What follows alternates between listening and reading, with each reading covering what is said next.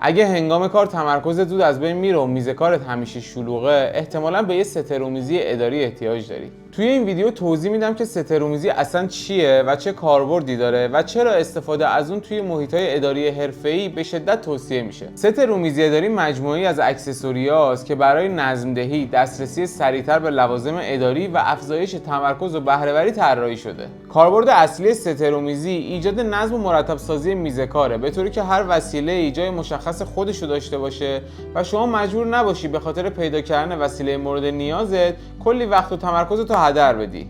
همچنین انتخاب یه ست‌رومیزی مناسب تأثیر خیلی زیادی روی زیبایی و ظاهر میزت میذاره. ستای رومیزی معمولا مجموعه‌ای هستن شامل کازیه، جامدادی رومیزی، نگهدارنده پاکت، زیردستی، جعبه دستمال کاغذی، پای چسب و سایر اکسسوری‌های اداری کاربردی دیگه که بسته به استراتژی اون شرکت یا مدل اون ست-رومیزی متفاوته. ممکنه که توی یه ستی 11 تیکه 12 تیکه باشه و تمام این لوازم وجود داشته باشه، ممکنه یه ستی 6 تیکه 5 تیکه یا 8 تیکه باشه و بعضی از این لوازم وجود داشته باشه. این الزامی نیستش که توی همه ستای رومیزی لوازم کامل باشه.